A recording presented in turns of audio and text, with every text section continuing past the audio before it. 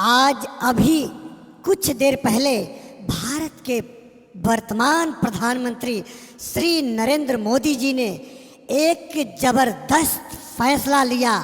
उन्होंने घोषणा की कि काले धंधे और करप्शन को दूर करने के लिए 500 और 1000 के नोट को अब स्वीकार नहीं किया जाएगा। एक नई क्रांति। 11 नवंबर की रात 12 बजे तक पेट्रोल पंप और सीएनजी स्टेशनों पर 500 और 1000 रुपए के नोट स्वीकार करने की छूट होगी। किसी भी बैंक और पोस्ट ऑफिस से बदले जा सकेंगे 500 और 1000 रुपए के नोट।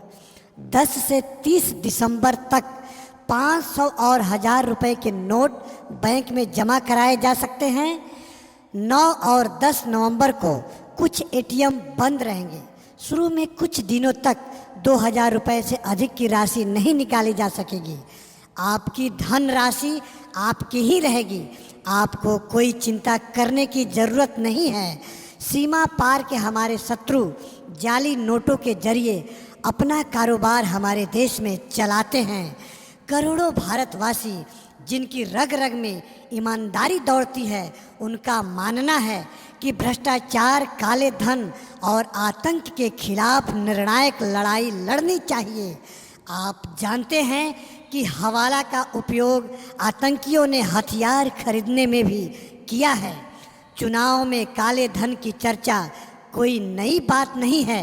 आज आधी रात से 500 रुपये और 1000 रुपये के नोट लीगल टेंडर नहीं रहेंगे। देश में भ्रष्टाचार और काला धन जैसी बीमारियों ने अपना जड़ जमा लिया है और देश से गरीबी हटाने में यह सबसे बड़ी बाधा है।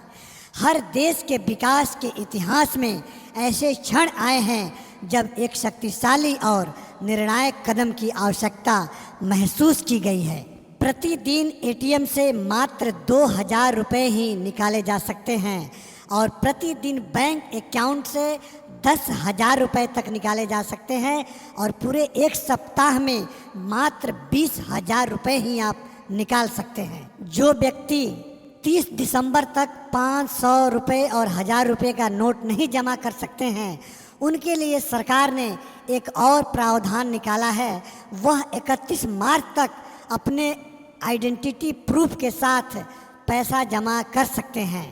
भारत के प्रधानमंत्री श्री नरेंद्र मोदी ने ये घोषणा करते हुए उन्होंने कहा कि ब्लैक मनी और करप्शन जैसे काले धंधे को सही करने का यह सबसे अच्छा तरीका है।